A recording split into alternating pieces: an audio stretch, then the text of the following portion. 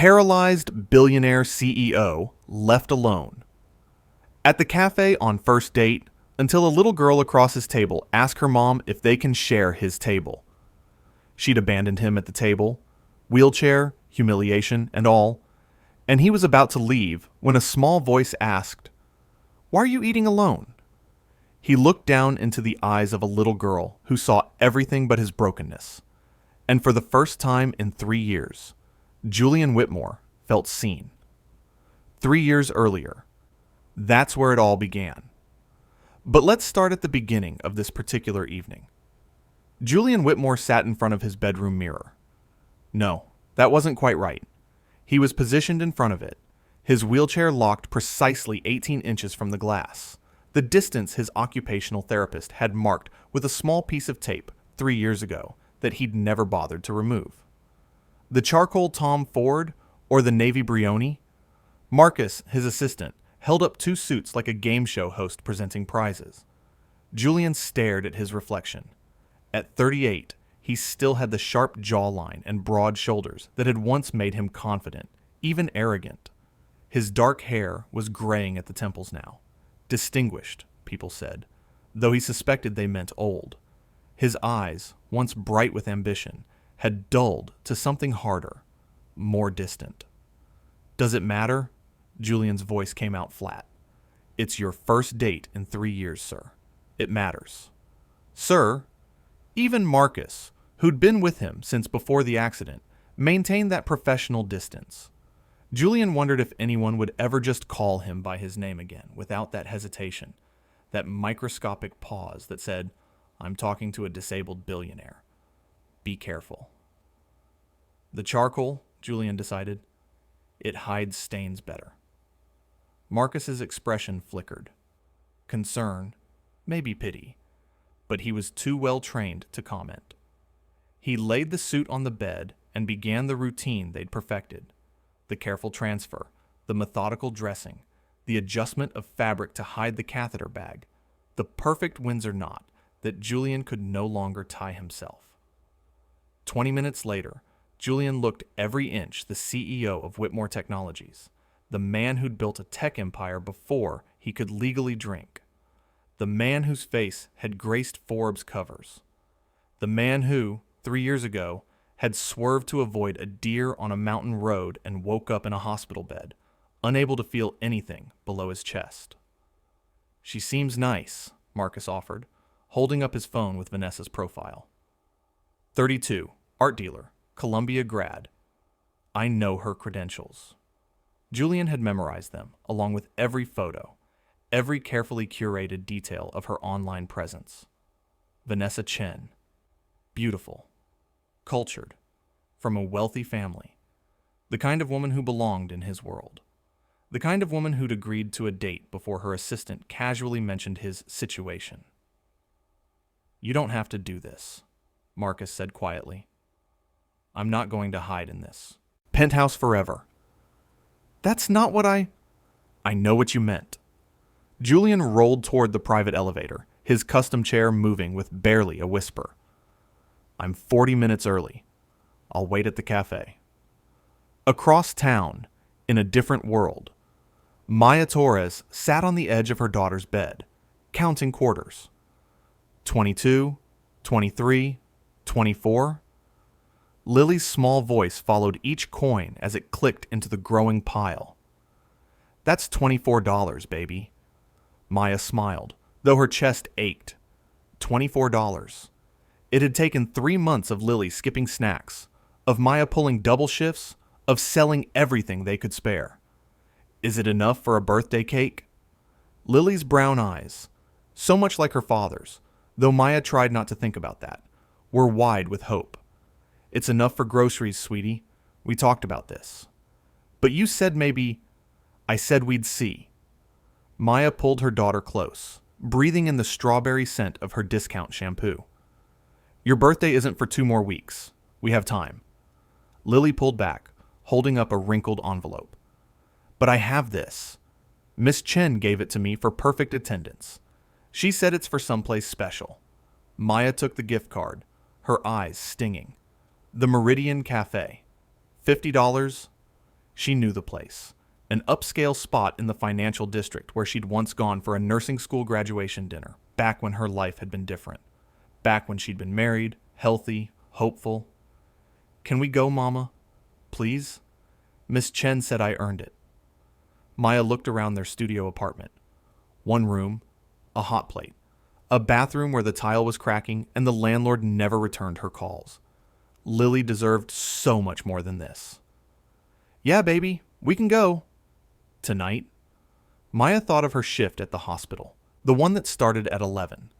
She thought of the rent due in 5 days, the electricity bill waiting on the counter. She thought of her daughter, who never complained, who shared her sandwich at lunch so another kid could eat, who still believed the world was good. Tonight, Maya agreed, and Lily's squeal of joy made everything else fade away. The Meridian Café, 7:47 p.m. Julian arrived early, as planned. The cafe was the kind of place he'd helped fund. Minimalist, expensive. The sort of spot where tech executives made deals over sustainably sourced coffee and deconstructed cuisine. He'd chosen it carefully. Wide aisles for his chair, a private corner table, lighting that was flattering but not intimate. A table where Vanessa could escape easily if she needed to. The host recognized him immediately. Everyone in this city knew Julian Whitmore and led him to the table with practiced efficiency. No awkward questions, no fuss. Julian ordered sparkling water and checked his watch. 15 minutes until Vanessa arrived. His phone buzzed. Her assistant. "Miss Chen is running 10 minutes late. Traffic." Julian exhaled slowly. 10 minutes. Fine. He could handle 10 minutes. At 8:03, he saw her enter. Vanessa Chen was more beautiful in person. Tall, elegant. Her black dress probably cost more than most people's monthly rent. She scanned the cafe, and Julian raised his hand slightly. She saw him. Then she saw the wheelchair. Julian watched her face do something subtle, but unmistakable. A microscopic recoil, a recalculation. She approached the table, her smile perfectly in place, but her eyes had already left. "Julian, I'm so sorry." She didn't sit down. "My assistant just called. There's an emergency with a client in Tokyo. I have to. It's terrible timing, I know. Can we reschedule?" She was already backing away. "Of course," Julian heard himself say, his voice perfectly modulated, perfectly controlled. "These things happen. I'll call you." She was at the door before he could respond. He sat there, his expensive suit, his carefully combed hair, his prepared conversation topics, all of it useless. The waiter appeared, hovering uncertainly. "Will the lady be joining you, Mr. Whitmore?" "No," Julian said quietly. "She won't." "Shall I remove the second setting?" "Yes." The waiter cleared Vanessa's place with efficient sympathy, and Julian was left alone at a table set for romance, surrounded by couples leaning close over candlelight, by laughter and warmth and all the things that had died in him on that mountain road. He should leave. He should call Marcus, go home, add this humiliation to his collection. But something kept him there. Pride, maybe, or stubbornness, or the simple, pathetic refusal to let his first attempt at normal in 3 years end in complete defeat. He ordered an expensive meal he didn't want, at a table he didn't want to be at, in a life he barely recognized anymore. Across the cafe, the door chimed again. A woman entered, holding the hand of a little girl. Maya had dressed Lily in her best outfit, a floral dress from the Goodwill that was only slightly faded. She'd put on her own nicest blouse, the one she saved for parent-teacher conferences, and hoped the cafe wouldn't notice her shoes were held together with superglue. "Remember," she whispered to Lily as they stepped inside, "we're guests here. Be polite. Be quiet. And, Mama, it's so pretty." Lily's voice carried, and several heads turned. Maya's cheeks burned. The cafe was exactly as she remembered. Beautiful, intimidating, filled with people who belonged in a way she never would. The host approached with a practiced smile that didn't quite reach his eyes. Do you have a reservation? We have a gift card. Maya hated how defensive she sounded. My daughter's teacher gave it to her. The host's expression shifted. Not quite dismissive, but close. Of course. Right this way. He led them to a small table near the back, close to the kitchen doors, the least desirable spot in the restaurant. Maya knew what he was doing, but she smiled and thanked him anyway. Pick your battles. That's what her mother used to say. They sat. Lily's eyes were huge, taking in the crystal glasses, the cloth napkins, the soft piano music drifting from hidden speakers. Can we get anything we want? Lily whispered. Maya opened the menu and her heart sank. The gift card was $50. The cheapest entree was $45. We'll share something, Maya said gently. How about the grilled chicken? Okay, Mama. God, she loved this kid. 7 years old, and she never asked for more than was possible. Never threw tantrums. Never complained. Just accepted whatever scraps life gave her with a smile. Maya's throat tightened. She deserves better than this. Better than me. As they waited for their order, Lily's attention drifted around the cafe, taking in everything with the unfiltered curiosity of childhood. Her gaze stopped on something across the room. Mama, she said quietly, why is that man eating alone? Maya followed her daughter's gaze, and her breath caught. A man sat at a corner table, his back straight despite the wheelchair, his face carved from stone. An expensive meal sat untouched in front of him, and in his eyes, even from across the cafe, Maya could see it, was a loneliness so profound it hurt to look at. Lily, it's rude to stare, but her daughter was already sliding out of her chair. Lily, no. Nobody should eat alone, Mama. You always say that. And before Maya could stop her, before she could think about propriety, or embarrassment, or all the reasons this was a terrible idea, Lily was walking across the cafe, toward the man in the wheelchair, her small voice carrying in the hushed space. Excuse me, mister. Why are you eating alone? Have you ever had a moment where a child's innocence changed everything? Sometimes the smallest voices ask the biggest questions. Drop a comment if you've ever been on either side of that question, the one eating alone or the one brave enough to ask why. Also, where are you watching from and what time is it over there? Take a moment to support us by hitting the subscribe button. Don't forget to like and share this to make it go viral. Julian's first instinct was to ignore the child. His second instinct was to send her away with the kind of polite dismissal he'd perfected over 3 years of unwanted attention, the pitying stares, the over-helpful strangers, the children who pointed and asked their mortified parents loud questions about that man in the chair. But when he looked down into the little girl's face, something stopped him. She wasn't looking at the wheelchair. She was looking at him. I'm sorry. What? His voice came out rougher than intended. Why are you eating alone? The girl repeated, tilting her head with the kind of earnest curiosity that only children possessed. She was small, maybe 7 or 8, with dark curls pulled into a slightly lopsided ponytail and a floral dress that had seen better days. Are you sad? You look sad. Julian's carefully constructed walls trembled. I'm... Lily! A woman's voice cut through the moment, sharp with panic. Lily, get back here right now. Julian looked up as a woman rushed toward them, her face flushed with embarrassment. She was younger than he'd expected, early 30s maybe, with tired eyes and dark hair pulled back in a hasty bun. Her blouse was pressed, but faded, her shoes scuffed.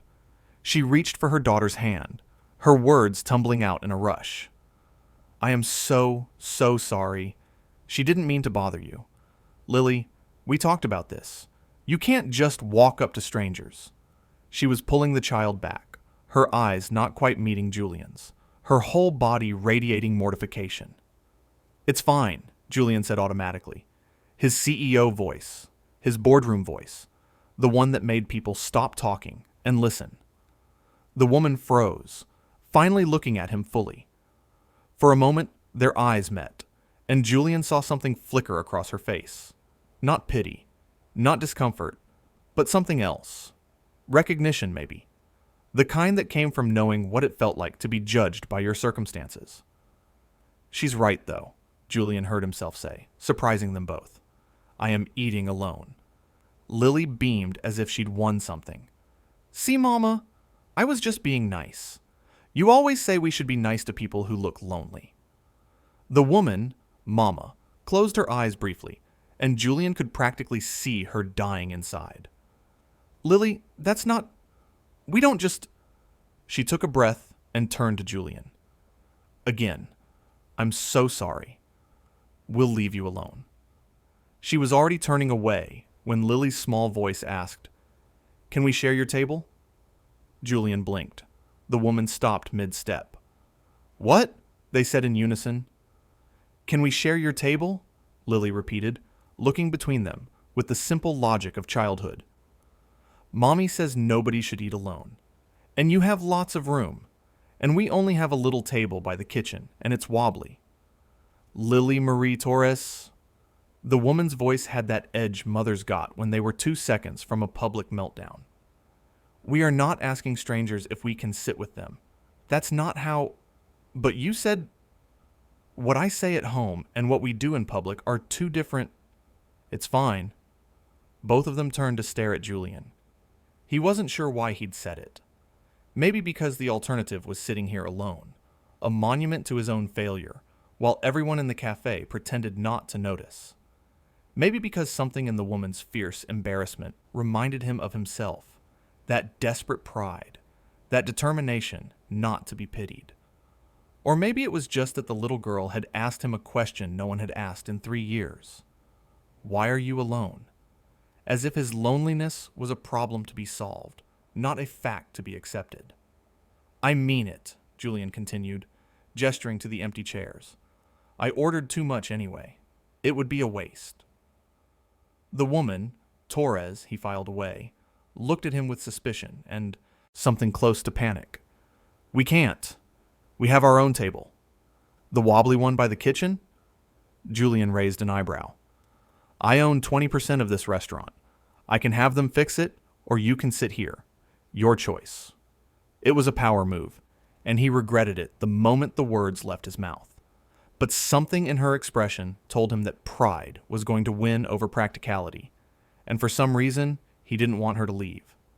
He tried again, softer. Look, I don't do this. Talk to people. Go out. Any of it. And my date just left because... He stopped, shocked at what he'd almost said. Because I'm in a wheelchair, he finished quietly. So if anyone understands not wanting to be here, trust me, I do. But your daughter's right. Nobody should eat alone. The words hung between them, raw and unplanned. Julian felt exposed, as if he'd just shown his hand in a negotiation he didn't know he was having. Lily tugged her mother's hand. Please, Mama. Look how much food he has. Maya Torres, because now Julian was certain that was her name, stood there frozen, her face a battlefield of emotions. Embarrassment, pride, exhaustion, and underneath it all, something that looked like hunger, though he suspected it wasn't just for food. We have our own meal coming, she said finally, but her voice had lost its sharp edge. Then bring it over. Julian unlocked his wheelchair and rolled back slightly, making space. I'm Julian, by the way, and I promise I'm not whatever you're worried I might be. Mama works at the hospital, Lily offered helpfully. She takes care of sick people, so she knows if people are bad. She can tell. Julian's lips twitched despite himself. Is that right? Maya Torres sighed, a sound that carried the weight of 1,000 battles lost to a determined 7-year-old. One meal, she said quietly. And Lily, you remember your manners, understand? Yes, Mama. Lily was already climbing into the chair across from Julian, her smile bright enough to light the dim cafe.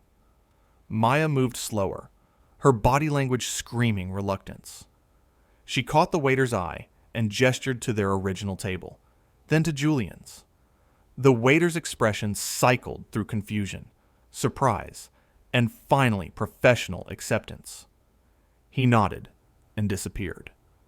As Maya sat down, carefully, as if the chair might shatter, Julian got his first real look at her.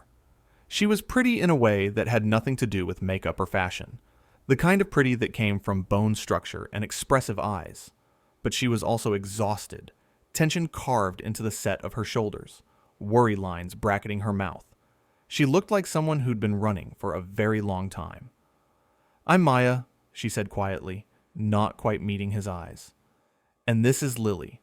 And I want to be very clear. We're not asking you for anything.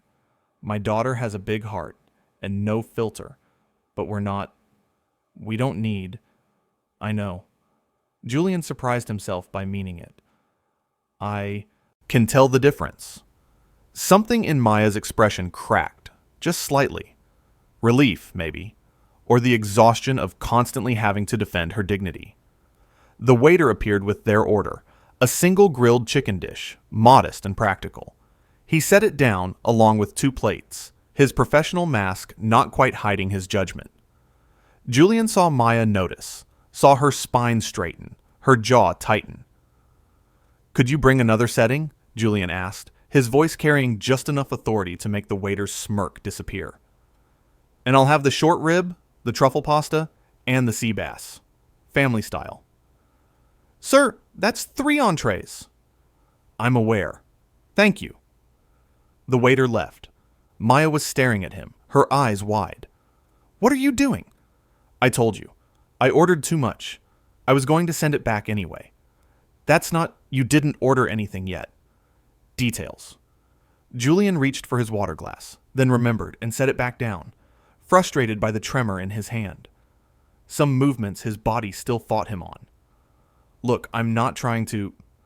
Whatever you think I'm trying to do, I just don't want to eat alone. You're doing me a favor." "We're not charity." Maya's voice was quiet but steel-lined. "Good. I hate charity." Julian met her eyes directly. "I spend half my life avoiding it." For the first time, something passed between them. Understanding, or at least recognition. 2 people who knew what it meant to be defined by circumstances beyond their control.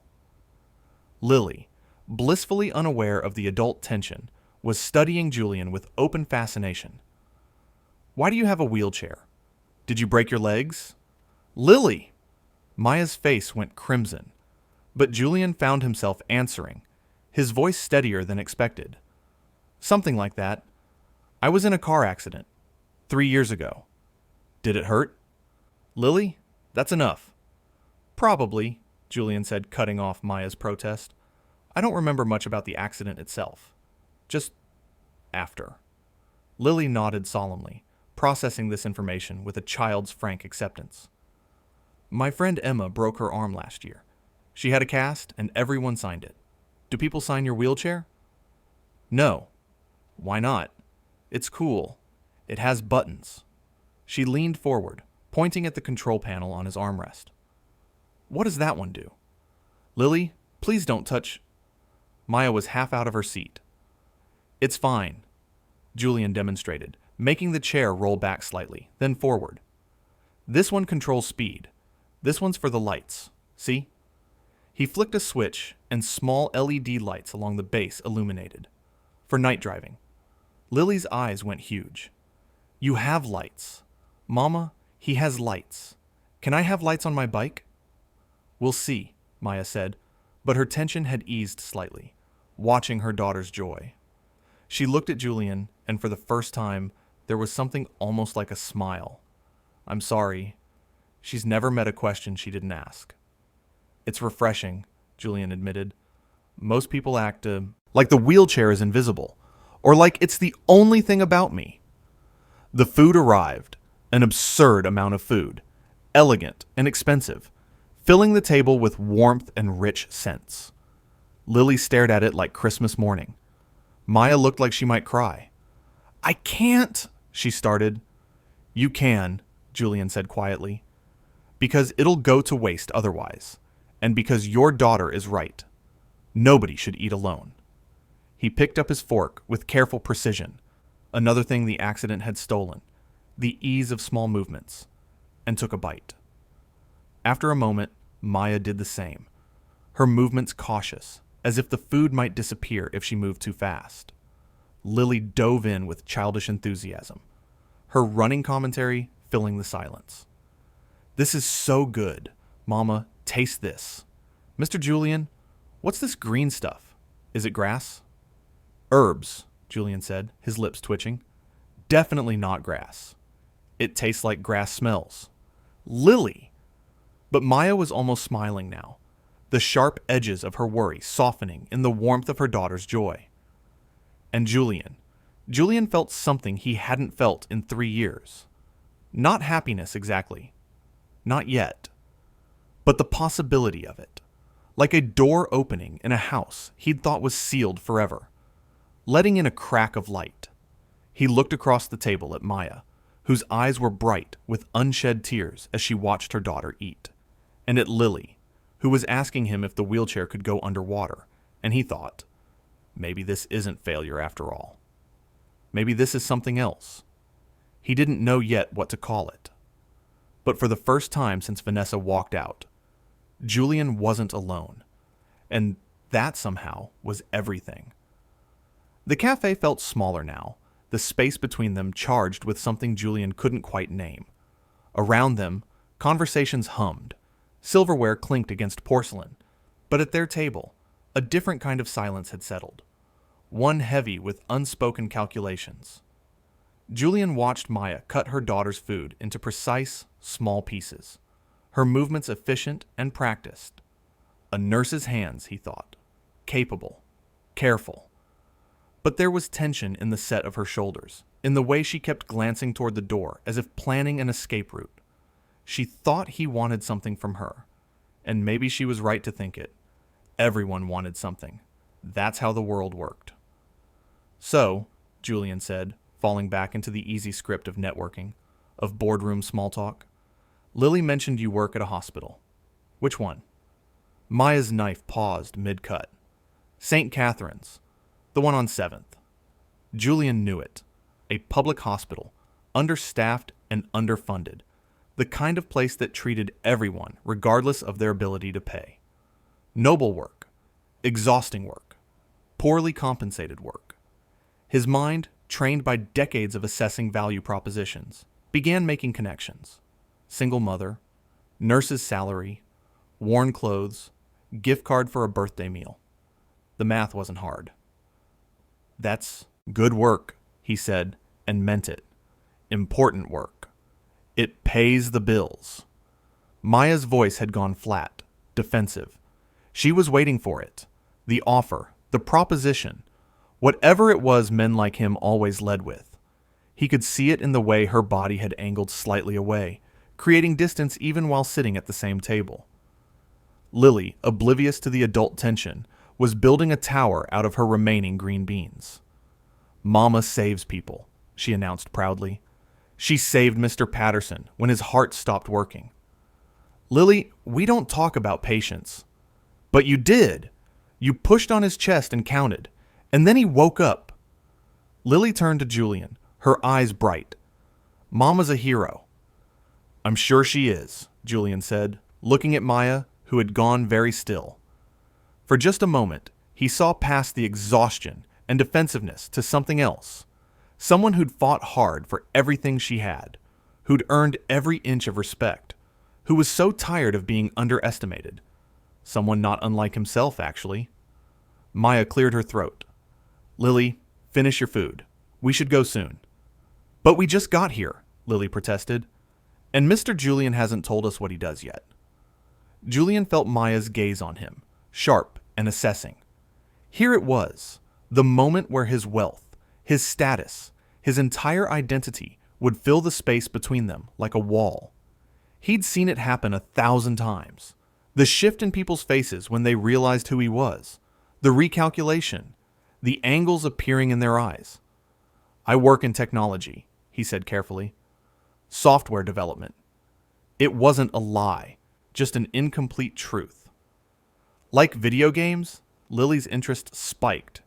Do you make video games? Sometimes. More like the systems that help other people make things. That sounds boring. Lily. Maya's face flushed, but Julian laughed. Actually laughed. The sound surprising even himself. It can be, he admitted. Very boring. Lots of meetings with people who like to hear themselves talk. Do you like your job? Lily asked with that unfiltered directness that made adults squirm. Julian paused, his fork halfway to his mouth. Did he? Once, maybe. Before the accident. When work had been about building something, proving something, conquering whatever mountain stood in his way. Now it was just a way to fill the hours. A purpose that felt increasingly hollow. I'm good at it, he said finally. Not an answer, but Lily seemed satisfied. Maya wasn't. She was watching him with those perceptive eyes, seeing more than he wanted her to. You said your date left, she said quietly, her voice neutral. That was cruel of her. It was honest. Julian set his fork down, his appetite suddenly gone. She didn't sign up for this. He gestured vaguely at the wheelchair, at himself, at the entirety of his diminished existence. So she just left, without even sitting down? She made an excuse. Something about Tokyo and clients. We both knew it was bullshit. The words slipped, out before he could stop it. Sorry, I know what bullshit is, Maya said dryly. I'm a single mother working in an ER. I swim in it daily. Despite himself, Julian smiled. There was something refreshing about her bluntness, her refusal to soften the edges of reality for his comfort. Why did you stay? Maya asked, and there was genuine curiosity in her voice now, the defensiveness easing slightly. After she left, why didn't you just go home? Julian considered lying, considered feeding her some line about being hungry, about not letting someone else's rudeness affect his evening, but something about the way she was looking at him, direct, unafraid, made him tell the truth. Pride, maybe? Or stubbornness? I didn't want her to win. He laughed, but it sounded bitter even to his own ears. Childish, I know. No, Maya said softly. I understand that. Their eyes met across the table, and for a moment, the walls on both sides lowered. Just a fraction. Just enough for recognition to pass between them. Then Lily knocked over her water glass. Oh no! She scrambled to grab it, but water was already spreading across the white tablecloth, running in rivulets toward Julian's side. Maya lunged for the napkins, her face stricken with fresh mortification. I'm so sorry, Lily, I told you to be careful. It's water, Julian said, rolling back slightly. It's fine. But the moment was broken. The waiter appeared with fresh linens, his expression carefully neutral, but his eyes judgmental. Maya caught it, and Julian saw her spine stiffen, her jaw tighten. She was gathering Lily's things, preparing to retreat. We should go, she said, her voice tight. Thank you for sharing your table, but we've taken up enough of your evening. You haven't... Lily, get your jacket. But Mama, we didn't finish. Now, Lily. There was steel in Maya's voice, the kind that made children obey without question. Lily's face fell, but she slipped off her chair, clutching her small backpack. Julian felt something close to panic. They were leaving. Back to their separate tables, their separate worlds, their separate lonelinesses. And he didn't want them to go. Couldn't quite articulate why, but the thought of sitting here alone again, surrounded by all this food and all this emptiness, made his chest tighten. Wait, he said, then realized he had no idea what to say next. Maya paused, looking at him with that careful wariness back in place. Yes? Think, Julian commanded himself. Say something. Anything. But his mind, so sharp in boardrooms and negotiations, went utterly blank. The waiter reappeared, carrying an elaborate chocolate dessert on a silver tray. molten lava cake with vanilla bean ice cream, edible gold leaf, fresh berries arranged like art. He set it down with a flourish. Compliments of the house, Mr. Whitmore, for you and your family. The word hung in the air. Family. Oh, we're not, Maya started. That looks amazing. Lily's eyes were huge, her earlier disappointment forgotten. Julian made a split-second decision. It would be a shame to waste it, he said, his tone casual, as if his heart wasn't suddenly racing. And I'm not really a chocolate person. Allergies. It was a blatant lie. He had no food allergies, but Maya didn't know that. She stood there, frozen between pride and practicality, between the fierce independence that had kept her surviving and the simple fact that her daughter's eyes were lit up like stars. Please, Julian added quietly, and tried to put in that single word everything he couldn't say. I need this more than you do. I need to not be alone. I need to remember what it feels like to matter to someone, even for an hour, even to a child who doesn't know she's giving me something precious. Maya looked at him for a long moment.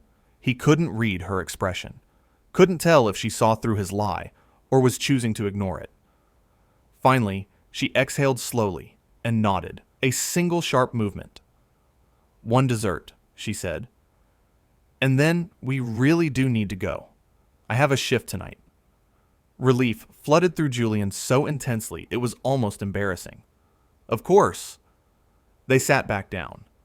Lily attacked the chocolate cake with enthusiasm, while Maya took small, careful bites, as if rationing pleasure. Julian watched them, not eating, just watching. The way Lily got chocolate on her nose. The way Maya's face softened when she looked at her daughter. The way, for just a moment, the weight seemed to lift from her shoulders. This is the best day ever, Lily declared through a mouthful of cake. Mama, this is better than Christmas. Maya's eyes glimmered with tears she refused to shed. Don't talk with your mouth full, baby. But it's so good. Julian found himself smiling. Really smiling. For the first time in longer than he could remember. But underneath the warmth was something colder, more calculating. A thought he didn't want to have, but couldn't ignore. What happens after dessert? They'd go back to their lives. Maya to her night shift. Lily to wherever she went while her mother worked. And he'd go back to his penthouse, his empty rooms, his carefully controlled isolation. Unless he could help them. He should help them. He had the resources, the connections, the ability to make their lives easier with a single phone call. Set up a trust fund for Lily's education. Get Maya a better job. Maybe at a private hospital where she'd be paid what she was worth. Make sure they never had to count quarters or share a single sandwich again. It would be easy, and it would feel good to be useful again, to matter in some tangible way. But even as the thought formed, he saw Maya's face across the table. Proud, tired, fierce, and knew with absolute certainty that if he tried, she'd shut him out completely. She'd see it as pity, as charity, as proof that he was just another rich man who thought money could solve everything. And maybe she'd be right. Mr. Julian, Lily's voice pulled him from his thoughts. Are you sad again? You got that look. Lily, don't, Maya started, but Julian shook his head. I'm not sad, he said, and was surprised to find it almost true. Just thinking. About what? About how strange life is. How you can plan everything perfectly and still end up somewhere completely different than where you thought you'd be. Maya's eyes found his. That's not always a bad thing, she said quietly. No, Julian agreed. Not always. But as Lily finished the last bite of cake and Maya began gathering their things again, this time for real, with no dessert left to delay the inevitable, Julian felt the familiar weight settling back over him, the walls rebuilding, the distance returning. They were leaving, and he was letting them go, because what else could he do? Force them to stay? Offer them money and watch Maya's face close like a door? Beg them to fill the void in his life when they had voids of their own? "Thank you," Maya said, standing. Her voice was formal again, the brief warmth gone. "For sharing your table and the food. It was kind." She didn't sound grateful. She sounded defeated, as if accepting his kindness had cost her something she couldn't afford to lose.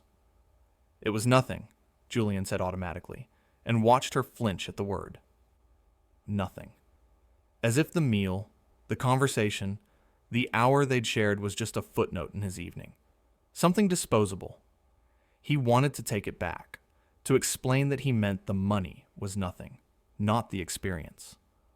But Maya was already guiding Lily toward the door, her hand protective on her daughter's shoulder. Lily turned back, waving. "Bye, Mr. Julian. I hope your next date doesn't leave." "Lily?" Maya's mortification was painful to watch. "What? I'm just being nice." They left, disappearing into the night, and Julian sat alone at the table with the ruins of their shared meal spread before him, like evidence of something he couldn't quite name. The waiter returned, hovering. "Shall I bring the check, Mr. Whitmore?" "Yes," Julian said quietly. "And add their original meal to my bill. The one by the kitchen." "Of course, sir." Julian pulled out his phone, staring at the blank screen.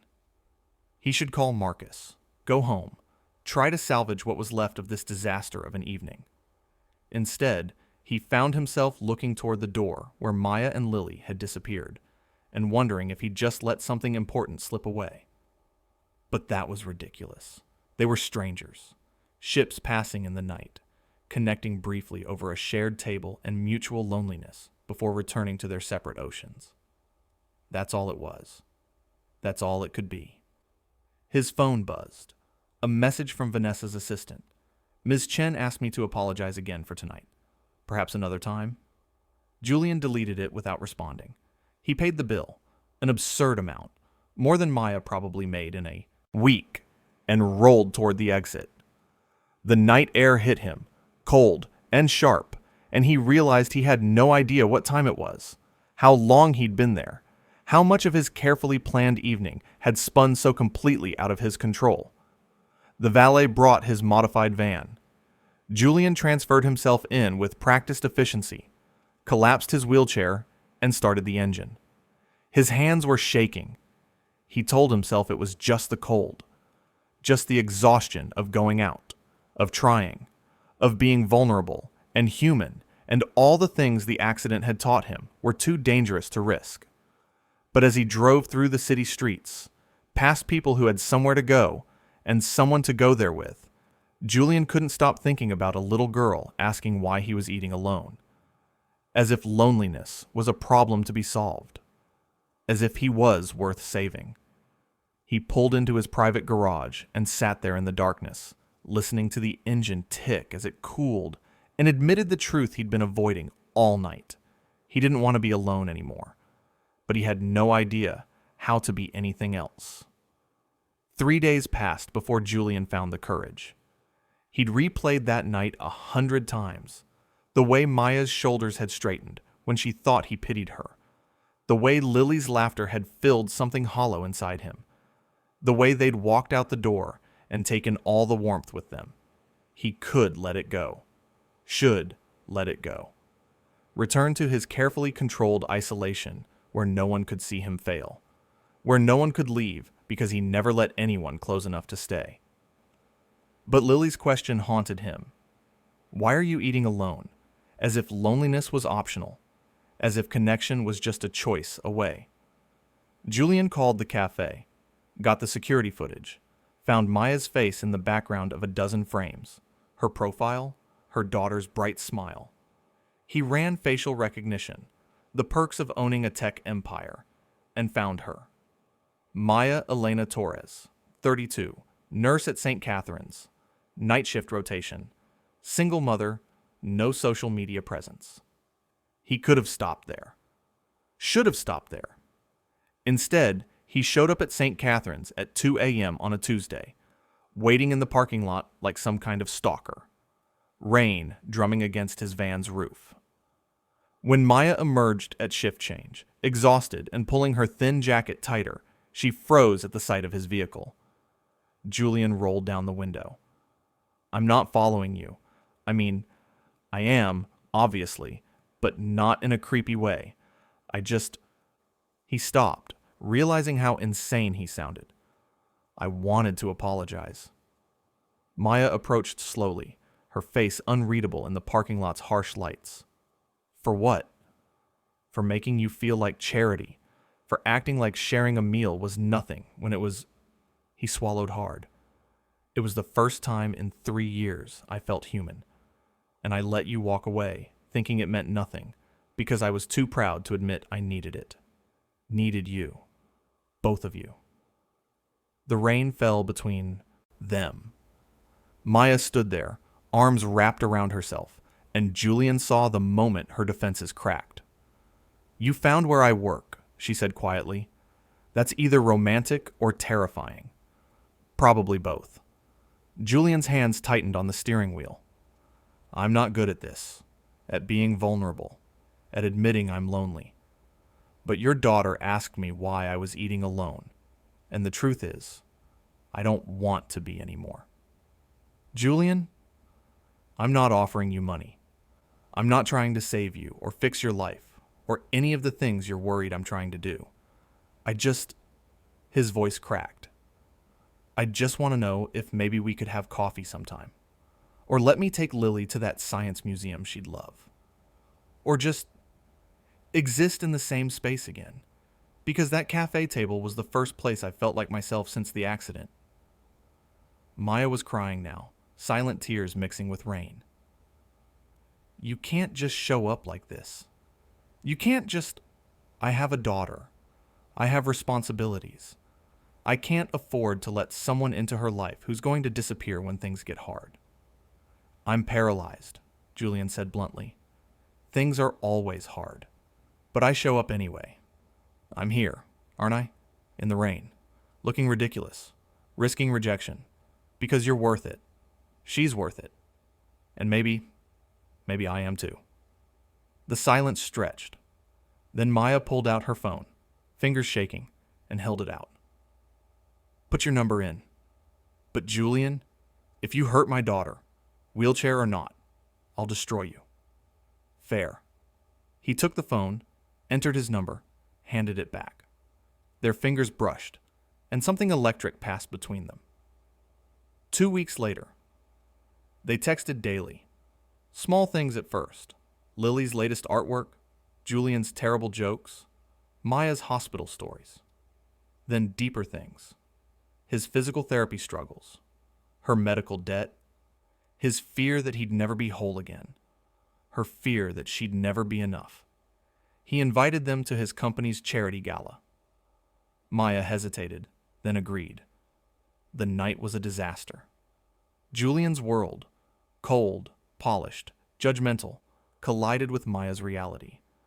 Vanessa appeared with cutting remarks. Julian's board members eyed Maya's discount dress with barely concealed disdain. Someone asked if she was the help. Maya fled. Julian found her in the parking garage, crying, and realized he had a choice. Return to the gala, to his safe world of money and control, or choose something real. He chose her. I'm selling the company, he said. Maya's head snapped up. What? Not all of it. Enough. Enough to step back. To live differently. To stop hiding behind board meetings and charity galas and all the bullshit I've used to avoid actually living. He rolled closer. I don't fit in that world anymore, Maya. Maybe I never did. But I fit with you. With Lily. And if I have to choose between being a billionaire CEO and being someone who gets to have breakfast with a 7-year-old who asks impossible questions, I choose her. I choose you. You're insane. Probably, Julian smiled. But I'm also done eating alone. Maya kissed him then, leaning down, her hands framing his face, and Julian felt something unlock in his chest, something he'd thought the accident had killed forever. Hope. Lily's birthday. 1 month later. Julian arrived at their apartment with a cake, homemade, lopsided, Terrible. Lily's squeal of delight made every failed attempt worth it. They ate cake on the floor, sang off key. Lily showed him her new drawing, 3 stick figures holding hands. "That's us," she explained. "Our family." After Lily went to bed, Maya and Julian sat on her worn couch, her head on his shoulder. "I don't know what we're doing," Maya whispered. "Building something," Julian said. "Something real. Something that sees past wheelchairs and worn shoes and all the ways we're broken. Something that asks, 'Why are you alone?' and actually waits for an answer." Maya lifted her head, meeting his eyes. "I love you. I don't know when it happened, but I do. I love you too." The words felt foreign and perfect all at once. Both of you. Outside, the city hummed. Inside, 3 broken pieces found their way into something whole. And Julian Whitmore, paralyzed billionaire, abandoned at a cafe table, saved by a little girl's question, finally understood. Love doesn't wait for perfect. It just asks if you're ready to be seen. And for the first time in 3 years, he was. Final CTA. Have you ever been saved by an unexpected connection? Sometimes the people who change our lives show up in the most ordinary moments. A shared table, a child's question, a chance worth taking. Drop a comment and tell us, do you believe in second chances at love? Because sometimes the bravest thing we can do is let someone see us exactly as we are.